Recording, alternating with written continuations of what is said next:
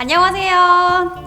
풍성한 삶으로의 초대 6번째 만남입니다. 여러분 환영합니다. 반갑습니다. 저희가 지난 시간에는 죄가 무엇인지 또 죄의 결과가 어떠한지에 대한 이야기를 나눴었죠. 목사님께서 특별히 사과나무 예를 들어주시면서 잎사귀나 열매가 바로 죄의 결과고 오히려 중요한 것은 뿌리라고 말씀해 주셨는데요. 그리고 하나님과의 관계가 단절되는 것이 죄라고 말씀해 주셨어요. 요즘 사람들이 굉장히 자기중심적이잖아요. 이런 자기중심적인 게 나와의 관계뿐만 아니라 주변 사람들과의 관계, 더 나아가서 생태계까지 파괴된다라는 생각을 했을 때 무척 심각하지 않나라는 것이 느껴졌어요. 목사님, 이렇게 세상 사람들은 다 자기중심적으로 살아가는데 이러한 문제를 어떻게 해결할 수 있을까요? 지금까지 우리가 얘기했던 걸 다시 한번 정리해 보면, 세상이, 우리가 살고 있는 세상이 정상이 아니다, 이거 깨어져 있다라고 하는 걸 우리가 다 알고 있잖아요. 근데 이 깨어진 이유가 뭐 여러 가지로 설명하지만 성경은 하나님과의 관계가 깨졌기 때문에, 물론 하나님과의 관계는 물론이고 자신과 이웃과 세상과의 관계가 다 깨져 있다는 거죠. 이 깨어져 있는 관계를 해결할 수 있는 방법이 인간에게 없기 때문에 사실은 이 깨어짐이 인간의 다양한 삶의 영역에 영향을 끼친다고 하는 것을 이야기하는 거죠. 그래서 하나님이 수수방관하신 게 아니라 이 문제를 해결하시겠다. 그래서 이 땅에 인간의 세상 속에 직접 개입한 분이 예수 그리스도라고 하는 분인 것이죠. 드디어 예수님에 대한 이야기를 시작해보는 건가요? 그래도 예수 그리스도가 중요하다고 하기에는 좀 너무 짧지가 않나요? 어떤 점이 좀 짧다는 거죠? 상식적으로 생각해봐도 예수님이 대략 한 30년 정도 사셨다고 제가 들었는데, 그리고 실제로 어떤 일을 하신 것은 한 3년 정도밖에 불과하다고 들었어요. 네. 그런데 그 짧은 기간 동안 온 세상을 구원한 어떤 일을 하기까지에는 그 기간이 너무 짧지 않나, 저는 그게 상식적으로 납득이 되지가 않더라고요. 예수님이 고작 가르친 게 3년밖에 되지 않아요. 예수님의 출신 성분도 목수여서 평범 이하의 사람이었고, 그리고 예수님의 제자들도 보면은 어부들, 정말 손에 굳은 살이 배긴 그런 물고기 냄새가 나는 어부들, 또 그 당시에 사람들한테 정말 손가락질 나왔던 매국노였던 텍스 컬렉터, 세금 징수원, 보통 평범 이하의 사람들을 데리고 3년 가르쳤거든요. 석가모니도 예수님이랑 비슷한 때에 깨달음을 얻으셨어요. 석가모니는 몇 년 제자를 가르쳤는지 아세요? 글쎄요, 잘 모르겠어요. 석가모니는 50년 가르쳤어요. 그리고 그 석가모니의 제자들은 기라성 같은 그 당시의 엘리트였어요. 그러니까 불교라고 하는 한 종교가 시작될 만한 종교 사회학적인 설명이 가능하죠. 근데 예수라고 하는 분은 고작 3년. 그러면서 예수는 놀라운 이야기를 해요. 자기가 이 인간의 이 깨어진 세상의 문제의 해결책이다라고 주장하신 거죠. 목사님, 그러면 하나님의 해결책이라는 관점에서 예수님은 과연 어떤 역할일지 굉장히 궁금해요. 사실 하나님은 우리 머릿속에 이렇게 집어넣고 이해하기에 너무 큰 분이세요. 그래서 예수께서 하신 것이 무엇이냐면 이 땅에 오셔서 하나님이 어떤 분인지 우리에게 보여주셨어요. 가장 좋은 커뮤니케이션 방법은 그 받아들이는 사람의 입장이 되는 거잖아요. 하나님이 인간의 눈높이에 오셔서 인간이 되셔서 자기 자신을 우리에게 보여주신 것이죠. 그래서 제자들도 하나님에 대한 자기 나름대로 신에게 대한 개념이 있었거든요. 그래서 예수를 보고 이분 대단한 분이다, 이분이 하나님이 보내신 분이 아닐까라는 생각을 했지만 하나님이라는 생각까지는 하지 못했어요. 근데 예수께서 죽으시고 부활하시고 난 다음에야 이분이 하나님이셨구나 라는 걸 깨닫고, 그때부터 예수께서 하셨던 말씀을 다시 생각하면서 그랬구나, 이것이 그런 뜻이었구나, 그리고 그것을 신약 성경에 기록한 거죠. 신이 인간에게 자신의 모습을 보여주기 위해서 이 땅에 오셨다면 제 생각에는 좀 더 확실한 그런 모습으로 보여주셔야 될 게 아닐까, 저는 이런 생각이 좀 들거든요. 성경의 이야기가 굉장히 재미있는 이유는 예수께서 만난 사람이 아주 평범한 사람들, 그리고 뭐 좀 부유한 사람, 부자도 만나시고 종교적 지도자들도 만나시고 굉장히 다양한 사람들을 만나세요. 그래서 그들과 대화를 나누면서 그들에게 하나님이 어떤 분인지를 정말 천천설인하게 그런 표현으로 하나님을 보여주세요. 본인이 하나님이시다 라고 계속 암시하세요. 하나님은 어떤 분인지, 하나님은 지금 무슨 일을 하고 계시는지, 앞으로 무슨 일을 하실지, 이런 이야기들을 예수께서는 끊임없이 하신 거죠. 그래서 이렇게 예수께서 하신 얘기를 그 들은 사람들이 제자들이 기록해 놓은 것이 사복음서예요. 마태, 마가, 누가, 요한복음이라고 얘기하는 사복음서가 바로 예수께서 하신 이야기들, 가르치신 것들을 기록한 것이죠. 그러니까 예수님을 통해서 나타난 하나님에 대한 최고급 정보가 담겨져 있는 책인 것이죠. 저는 개인적으로 성경을 봐도 그렇고 영화를 봐도 그렇고 그 속에 나온 예수님이 십자가를 짓고 죽으시는 모습을 보면 저는 막 구원자의 모습보다는 되게 무기력하고 나약한 그런 모습으로 느껴지더라고요. 뭔가 세상을 구원한 메시아로서의 한 방이 부족하다. 좀 이런 표현인 것 같은데요. 맞아요. 우리가 생각할 때는 우리를 구원할 존재면 굉장히 힘이 센 어떤 그런 분이셔야 될 것 같잖아요. 근데 사실 예수님은 하나님이시기 때문에 그런 분이세요. 근데 예수님께서 오셔서 이 땅에서 인간을 구원하기 위해서 그 한 방을 보여주신 게 놀랍게 죽으시는 거였어요. 그거 이상하지 않아요? 근데 예수가 왜 죽으시려고 하셨을까요? 그게 바로 우리가 얘기했던 심각한 죄의 문제를 해결하기 위해서였던 거죠.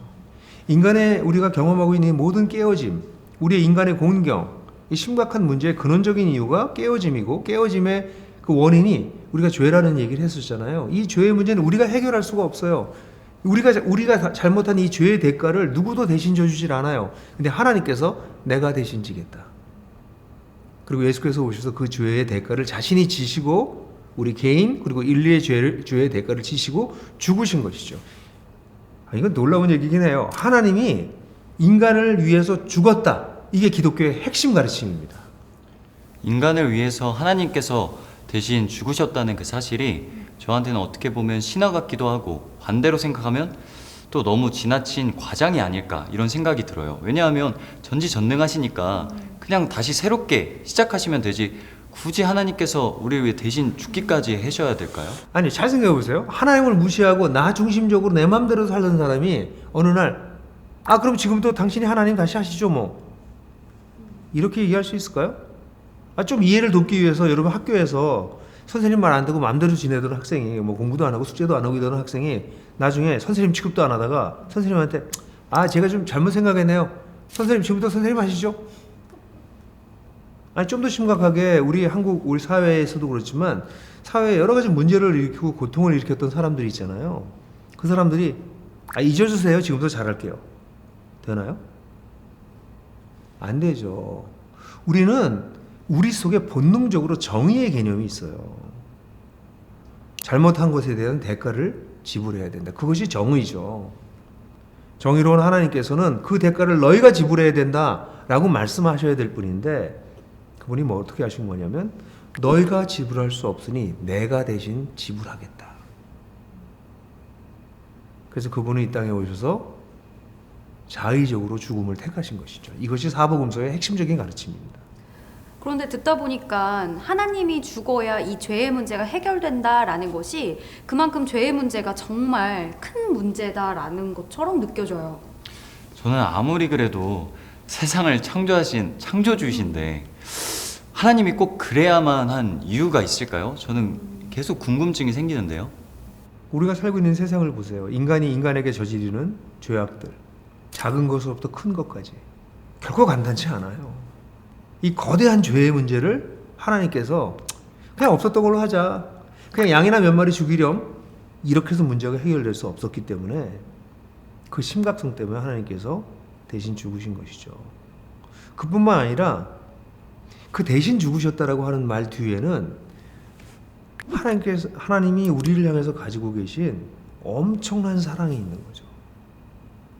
대신 죽어줄 만한 죽어주고 싶을 만큼 사랑하는 존재였다는 거죠.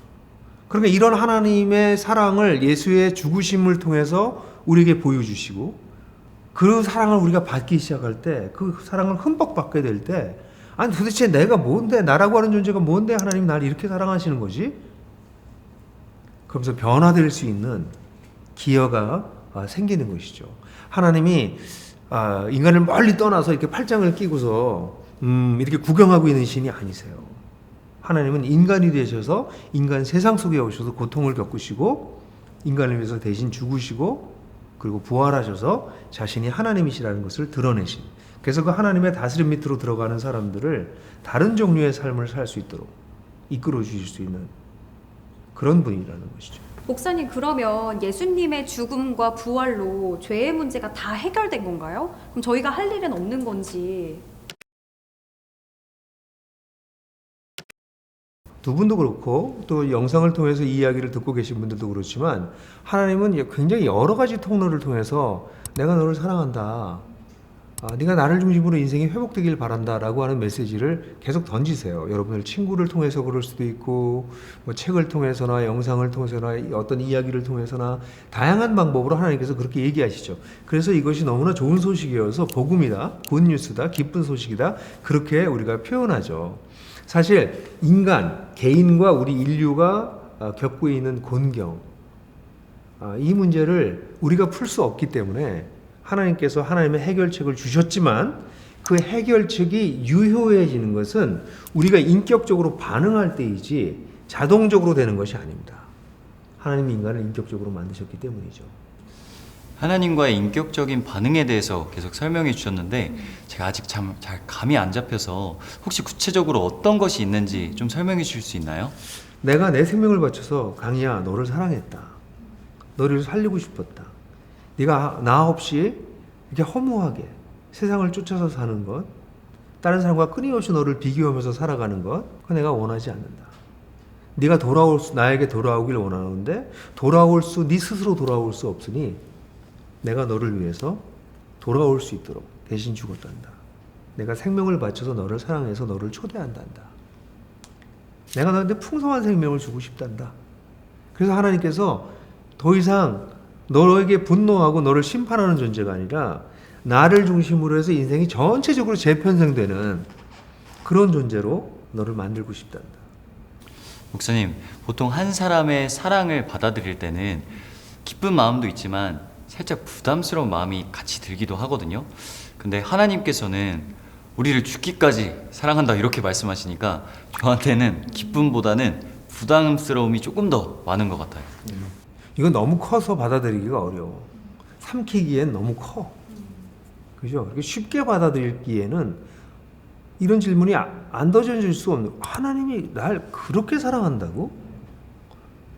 아니, 도대체 우리가 지난번에 얘기했던 것처럼 140몇 억 년 전에 세상이 만들어지기 전부터 존재했던 하나님이 지금 나라고 하는 인간은 뭐 수십억 중에 하나밖에 되지 않고 우주를 생각하면 그냥 티끌, 먼지밖에 되지 않는 존재잖아요. 그런 나를 사랑한다고? 이거 정말 받아들이기가 어렵죠. 근데 저는 이 사랑을 받아들이게 됐어요. 이걸 하나님 주신 선물이구나. 내 자격이 없지만 주셨구나. 그걸 받아들이고 나니까 그때부터는 사실은 엄청난 감격이 저한테 있죠. 우리 세희 씨한테도 조금 있을지 모르겠는데 그 사랑이 사실 저를 살게 하죠. 그래서 이 무조건적인 하나님의 사랑, 무한한 하나님의 사랑을 이제 경험하기 시작하면서 이제 내가 딴 사람이랑 비교하지 않아도 돼. 나만의 가치가 있네. 나만의 삶이 있네. 나만이 걸어가야 될 길이 있네. 이런 생각이 들고요. 그래서 점점 절대자 앞에서 살아가는 삶을 살아가게 되는 거죠. 이렇게 살게 되면 당연히 자기가 넉넉해져요. 여유로워지거든요. 그럼 주변의 사람들을 사랑하기 시작하죠. 목사님, 듣다 보니까 하나님이 우리에게 주시고 싶어 했었던 행복의 조건 중에 무조건 사랑이 있었잖아요. 지금 그걸 말씀하시는 것 같은데요. 이 무조건 사랑을 주실 뿐만 아니라 이 무조건 사랑엔 당연히 그럼 이 아프고 깨진 세상에서 이 사랑을 받았다면 너희는 어떻게 살래? 내 사랑을 받고 뭐 죽으면 난 천당 가야 그럼 멋대로 살 거니? 아니면 이 깨진 세상 속에서 너의 삶의 의미를 가지고 어떻게 살아볼래? 그래서 사실은 이 사랑을 받아들이면요, 모든 사람이 사람으로부터 사랑을 받아도 그렇지만 새로운 용기가 생기고요, 동기가 솟아올라요. 근데 이제 하나님을 알게 되면 하나님이 나를 이렇게 태어나게 하시고 이렇게 독특한 환경에서 자라나게 하셨다면 이런 나를 통해서 이 세상을 회복하시는, 저는 그걸 온 세상 회복 프로젝트라고 부르거든요. 온 세상 회복 프로젝트에 나를 어떻게 쓰실까? 그러면 나의 삶의 목적, 의미를 찾기 시작하게 되는 거죠. 제가 처음에 이 이야기를 여러분들하고 시작할 때 인생이라고 하는 게 일종의 여행이라고 했잖아요. 삶의 의미를 찾아가는 여행인데 그 중에서 가장 중요한 의미의 그 핵심이 될 수 있는 하나님을 찾게 된다면 그 하나님의 사랑을 만나게 되죠. 누구도 보여주지 않았던 무조건적인 사랑. 그 사랑을 누리기 시작하면 내가 점점 확장되는 것을 경험하게 되고 그것이 세상에까지 관심이 넓어져서 나의 인생의 목적은 무엇일까? 세상을 위해서 난 무엇을 하다 죽을까? 이런 삶의 의미를 찾게 되고요. 그러면서 점점 하나님과 더불어서 사람들을 사랑하고 세상을 살아가는 삶의 방식을 살기 시작하는 거죠. 그것이 인생의 어떤 면에서 아름다운 꽤 긴 우리의 여행이 되는 거죠. 전 이것을 세상에서 가장 아름다운 여행이라고 불러요. 목사님, 그러면 하나님이 인간과 그런 인격적인 반응을 한다는 것이 나는 하나님이 계신다는 걸 믿어요. 나는 하나님을 사랑해요. 뭐 이렇게 말을 하는 건가요? 제 주변에 뭐 이렇게 말을 하는 사람이 있어야 제가 알 텐데 제 주변엔 그런 사람이 없거든요. 첫 번째, 하나님 앞에서 내가 당신을 무시했습니다. 당신이 없는 인생을 살았습니다. 내 인생의 혼란과 허무와 이 깨어지기 시작하는 것은 당신이 없어서 그런 것이었군요. 라고 정직하게 인정하는 것이 첫 번째 중요합니다. 두 번째는 그것을 인정했다면 두 번째로 돌아서는 거죠.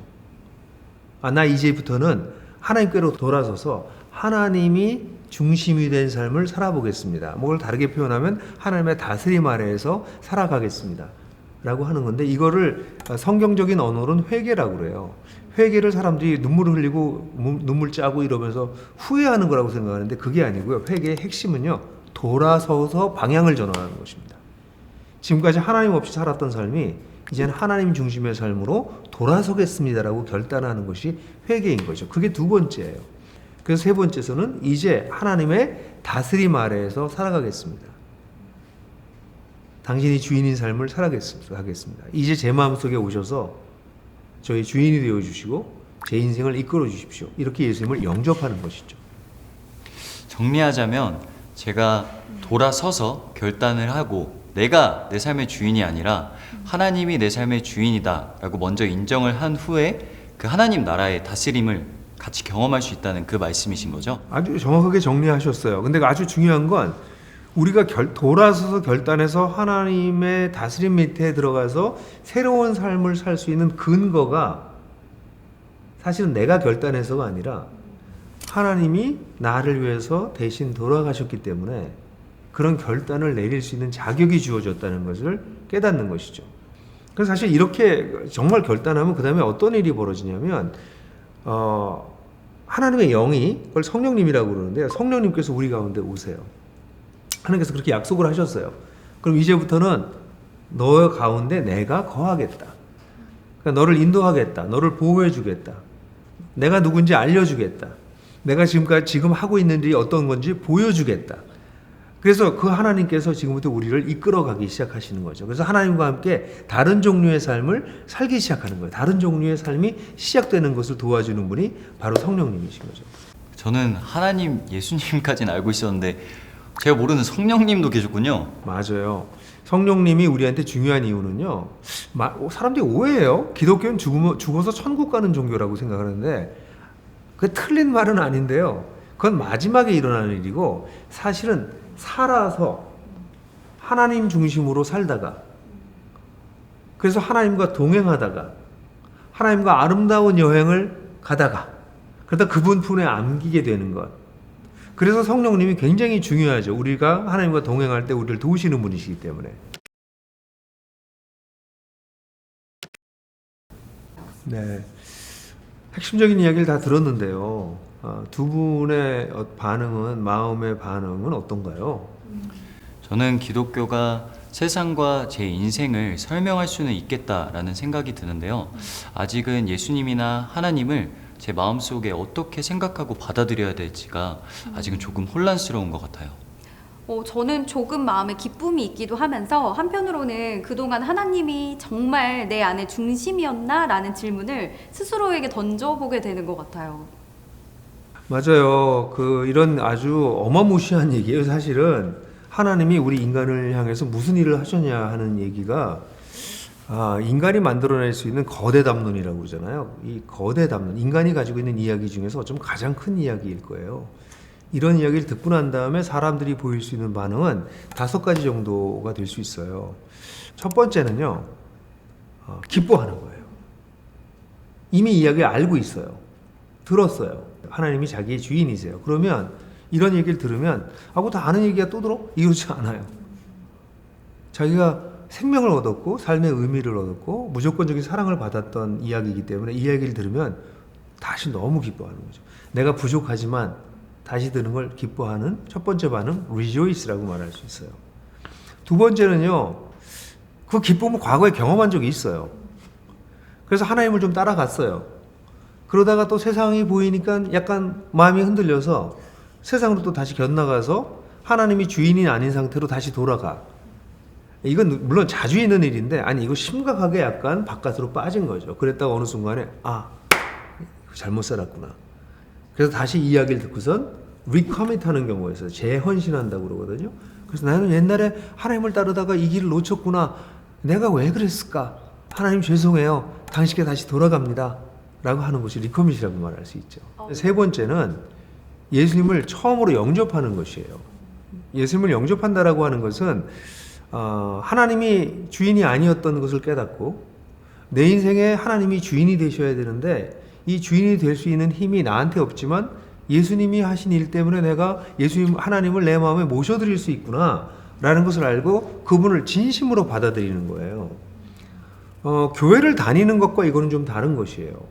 교회를 오래 다녔던 분들도 진심으로 이렇게 기도해 본 적이 한 번도 없는, 그래서 사실은 교회를 다니지만 여전히 자기가 주인인 이런 사람들이 사실은 적지 않거든요. 그래서 이 영접이라고 하는 것은 진실하게 내가 하나님이 내 주인이 아니셨다. 이제부터는 하나님이 내 주인이 되셨으면 좋겠다. 그래서 당신이 나의 주인이 되시고 지금부터 내가 주인 행사하지 않고 세상과 사회와 문화와 내 인생의 주인이신 당신을 배우고 닮아가고 당신의 뜻을 따라서 세상을 변화시키는 당신의 일에 참여해 보겠습니다. 라고 결단하는 것이죠.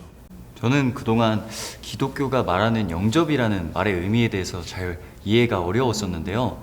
오늘 말씀을 듣고 보니까 하나님을 내 삶의 주인으로 모시고 예수님을 믿고 내 마음속에 받아들인다는 그 고백이 바로 영접한다는 그 의미가 맞았군요. 네, 근데 이게 중요한 게요. 영접한다고 해서 사람들이 오해하는 게 영접 기도를 한 게 영접이라고 생각해요.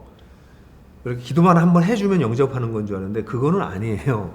영접한다는 건 진짜 받아들이는 거예요. 그래서 우리가 그 모태신앙인 분들이 사실은 자기가 한 번도 의식적으로 하나님을 자기 주인으로 받아들인 적이 없어요. 그러니까 어릴 때부터 십자가 물고 태어났다고 그랬죠? 네네. 그러니까 어릴 때부터 하나님 이러고 살아가지고 근데 사실은 하나님이 주인이 아니에요. 자기가 주인인 거죠.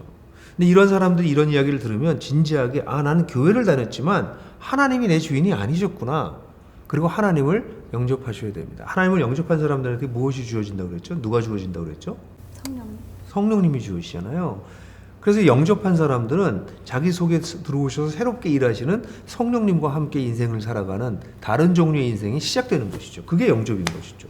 목사님, 그런데 뭔가 결정을 하고 싶어도 아직은 확신이 없어서 조금은 더 고민이 필요할 수도 있잖아요. 아니면 확신이 들기까지 뭔가 공부가 더 필요한 것 같기도 하고요. 맞아요. 이거는 덜컥 받아들이기에는 너무 큰일이에요. 그래서 적지 않은 사람들이 이런 생각을 정말 깊이 안 해봤던 분들은 이런 얘기를 듣고 난 다음에 이건 정말 생각해 봐야 되겠다. 그래서 리서치를 택하는 분들이 있어요. 탐구를 더 해봐야 되겠다. 도대체 예수란 분이 정말 누구냐. 이런 것부터 시작해서 저는 이런 질문을 던지는 분들 굉장히 귀하다고 생각해요. 까짓 거 믿어주죠 이렇게 돼서는 하나님을 도무지 하나님을 따라갈 수 없고요. 이거 나 진지하게 고민해봐야 되겠다 하고 질문하는 분들이 계신데 그런 분들을 하나님은 정말 사랑하십니다. 그런데요, 이렇게 리서치를 택할 때 일부의 사람들은 이것도 심각한 거 안 하고 싶어. 그래서 이렇게 미루는 분들이 있거든요. 진리에 이렇게 직면할 때는 진실함과 또한 용기가 필요하거든요. 그래서 그런 용기를 가지고 지금까지 들은 내용을 가지고 어떤 결단을 내리는 것은 굉장히 중요해요. 사실 어떤 분들은 내가 과연 끝까지 잘 살아낼 수 있을까? 이런 생각을 하는 사람들도 있고요. 내가 아직 더 많이 배워야 될 텐데 난 성경을 아직 읽어보지도 못했어요. 성경을 다 읽으려면 1년이 넘게 걸려요. 그러니까 그런 게 중요한 게 아니고요. 지금까지 우리가 얘기했던 아주 중요한 얘기가 사실은 핵심이기 때문에 이 내용이 정말 나를 설명해 주는 거라면 이걸 받아들이는 것이 필요한데 이런 핑계를 대시는 분들은 대부분 시간이 지나고 난 다음에 결국 이 탐구의 줄을 놓쳐버려서 결국은 그 하나님을 받아들이지 않은 거랑 거의 똑같은 상태가 되어버리는 경우도 적지 않죠. 저도 뭔가 계속 고민이 되는데요. 그런데 이런 장황한 모든 설명을 다 듣고도 이를 믿지 않을 수도 있잖아요. 그런 사람들이 실제로 존재하기도 하고요. 그럼요. 하나님이 인격적 존재라고 그랬잖아요. 인격은 거부할 수 있어요. 사랑은 강요할 수 없습니다. 사랑은 받아줘야 사랑이지. 선물은 줄 수 있지만 안 받을 수 있습니다. 그래서 하나님의 사랑도 거절할 수 있어요. 그렇지만 거절하는 것에 대한 책임은 자신이 져야죠. 하나님이 없다고 생각하고 살았기 때문에 죽은 다음에 하나님 없는 세상으로 가는 것은 너무나 당연한 결과인 것이죠. 결국 우리의 선택은, 이 중대한 선택은 우리의 현재의 삶뿐만 아니라 죽음 이후의 삶도 결정하게 되는 거죠. 하나님의 사랑을 거절할 수 있다는 내용을 들으니까 뭔가 마음속에 묵직한 뭔가가 마음의 느낌이 드는 것 같아요. 저도 그 묵직함이 그 결과에 대한 책임도 결국에는 내가 져야 된다라는 부분에서 저는 더 크게 묵직해지는 것 같아요. 저는 이 이야기를 이 6강까지 정도 이 긴 이야기들을 들으신 분들이라면 정말 하나님이 어떤 분이신지, 여러분들에게 뭘 원하시는지에 대해서 들으셨을 거라고 생각하는데, 하나님의 사랑을 여러분들 가운데 거절하는 분이 한 분도 안 계시게 되기를 간절히 바라요. 다시 한번 우리 인생에, 우리 개인의, 우리 사회의 공경을 한번 생각해 보시고 하나님의 이 해결 방법에 대해서 진지하게 고민하셨으면 하는 바람이 간절히 있습니다. 네, 그럼 목사님 지금까지 말씀해 주셨던 내용이 기독교의 기본 진리라는 말씀이신 거죠? 맞아요. 제가 여러 번 반복하지만 기독교의 진리는 simple and profound예요. 굉장히 심오한데 단순하거든요. 그래서 제가 이렇게 단순하게 정리할 때마다 마음이 좀 걸려요. 이렇게 쉬운 거 아닌데.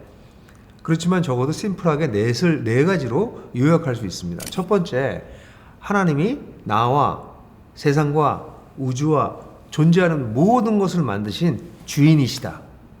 이게 첫 번째입니다. 근데 두 번째는 이 하나님을 나와 세상의 중심에서 몰아내고 우리 인간이 중심이 된 것.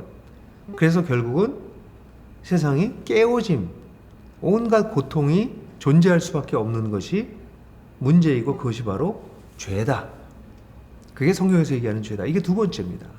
세 번째는 이 문제를, 이 깨어짐의 문제를 인간이 해결할 수 없기 때문에 하나님께서 직접 오셔서 이 죄의 대가를 대신 지불하셨다. 그래서 우리로 하여금 하나님께 돌아갈 수 있는 길을 열어주셨다. 이게 세 번째입니다. 네 번째는 나는 부족하지만, 난 여전히 하나님을 잘 모르지만, 자신도 없지만 내가 하나님의 이 사랑을 받아들여서 하나님이 주인이 된 삶을 살겠습니다라고 인격적으로 결단하는 것. 그래서 그분의 다스림 안에 들어가서 그분을 중심으로 인생이 재편성되는 거죠. 재편성되면서 사람들도 사랑하게 되고 세상 속에서 내가 해야 될 일도 찾고, 나중에는 하나님은 세상을 지금 치유하고 회복하고 계시거든요. 아까 온 세상 회복 프로젝트, 그 프로젝트에 나도 참여해서 그 일에 동참하면서 살아가게 되는 거가 기독교의 아주 핵심적인 진리인 것이죠. 저는 목사님께서 말씀해 주셨던 그 5가지 반응 중에 하나를 꼽자면 저는 재헌신인 것 같아요. 그래서 하나님의 사랑을 다시 한번 기억해보고 하나님 중심으로 살고 싶다라는 생각이 드는 것 같거든요. 저는 솔직히 아직까지도 마음이 복잡한데요. 지금 솔직하게 제 생각은 아직은 조금 더 고민하고 생각해보고 결정하고 싶다입니다. 이것은 탐구 리서치 맞나요? 맞아요. 저는 이 리서치하는 분들을 굉장히 존중하고 또 이런 분들 곁에서 같이 걸어갈 때 말할 수 없는 어떤 기쁨도 있어요. 왜냐하면 이분들은 정말 진실하게 고민하기 시작한 거예요. 그 고민 아주 존중하고요. 여러분들도 지금까지 아주 중요한 이야기를 다 들으셨거든요. 하나님이 여러분들을 사랑하신다고, 여러분들과 함께 세상, 이 깨진 세상을 회복하고 싶으시다고. 그러니까 여러분들 초청하시는 거거든요. 정말 풍성한 삶으로 초청하시는 거거든요. 이 두 분도 사실 반응이 좀 다르셨지만 여러분들의 반응도 굉장히 궁금해요. 여러분들 어떤 반응을 하고 계십니까? 그 반응에 따라서 제가 마지막으로 여러분들에게 조언을 드릴 영상을 보내드릴 거예요. 여러분 진실하게 용기 있게 반응해 보셨으면 좋겠다는 생각이 듭니다. 네, 이렇게 6번째 영상을 마쳤습니다. 우리가 기독교의 기본 진리에 대한 이야기를 나눴는데요. 함께하고 계신 분들은 어떻게 느끼셨는지 무척 궁금한데요. 함께하는 분들과 진솔한 이야기 나누셨으면 좋겠습니다. 이것으로 풍성한 삶으로의 초대를 마치겠습니다.